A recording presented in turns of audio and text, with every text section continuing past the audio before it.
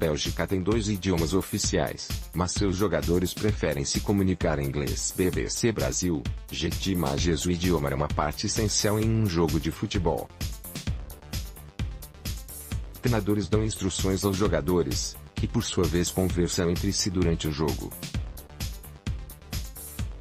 Mas e o time multilingue da Bélgica, como se comunica? Curiosamente, os jogadores desta que é uma das principais seleções da Copa de 2018 não conversam em holandês nem em francês, idiomas oficiais no país. Eles falam entre si em inglês, no campo e também nos vestiários. Por quê? Fontes que participam do dia a dia da seleção belga afirmam que os jogadores escolheram o inglês para evitar a percepção de que estariam favorecendo algum dos 2 idiomas oficiais. A escolha surpreendeu os jornalistas britânicos que acompanharam o jogo entre Bélgica e Inglaterra pela primeira fase do Copa. Os belgas venceram por 1-0. O espanhol Roberto Martínez é o técnico da equipe nacional belga, que é linguisticamente diversificada. A BBC Brasil/AFP. A maioria dos belgas falam holandês e vivem no norte do país. Outra boa parte do país fala francês. Também há uma pequena comunidade que usa o alemão. Essa divisão linguística pode ser percebida na escalação do time. O meio de campo Kevin De Bruyne, jogador do Manchester City, nasceu em Ghent, na região flamenga, e tem o alemão como língua materna. Já o atacante Eden Hazard, do Chelsea, nascido na região de Valônia, tem como primeira língua o francês. A questão da língua do time é anterior à Copa da Rússia. Em 2014, durante uma entrevista à imprensa, o zagueiro Thomas Vermaelen falou em holandês, enquanto seu colega Michel Witsel conversou com jornalistas em francês.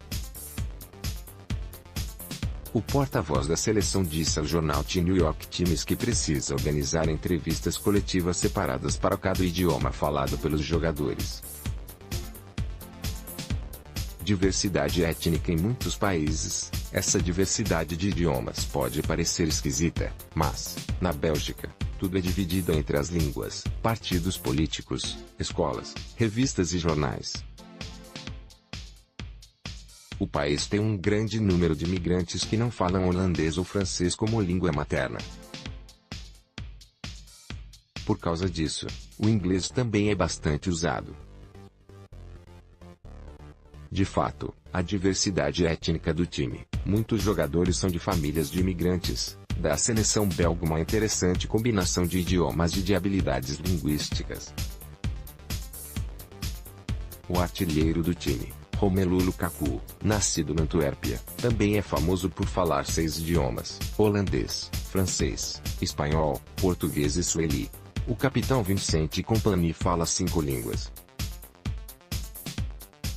Publicidade. Fechar anúncio. Alguns jogadores da seleção, no entanto, falam apenas francês.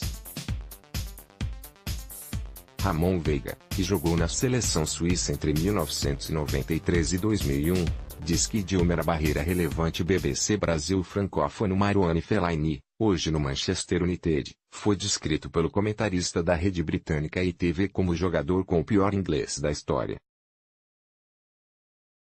Apesar de quase todos os jogadores entenderem francês, o inglês é um meio de campo seguro, segundo a jornalista belga da BBC Suzanne van Oemsen.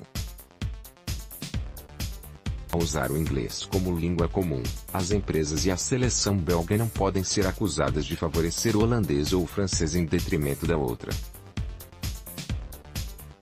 Isso poderia abrir uma divisão linguística, diz van Oemsen. Mesas separadas. A Suíça é outro país multilingue que está disputando a Copa na Rússia. Eles falam 4 línguas: alemão, francês, italiano e romanche. O zagueiro Ramon Veiga jogou na seleção suíça entre 1993 e 2001. Ele diz que a língua foi um problema durante seus anos na seleção. Os caras alemães, franceses e italianos sentavam separados para almoçar e jantar.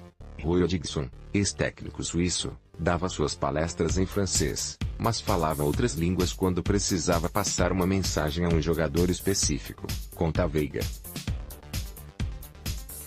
Todo mundo se entendia, mas para ter certeza de que a pessoa compreendeu o que você disse, você repetia no idioma dela.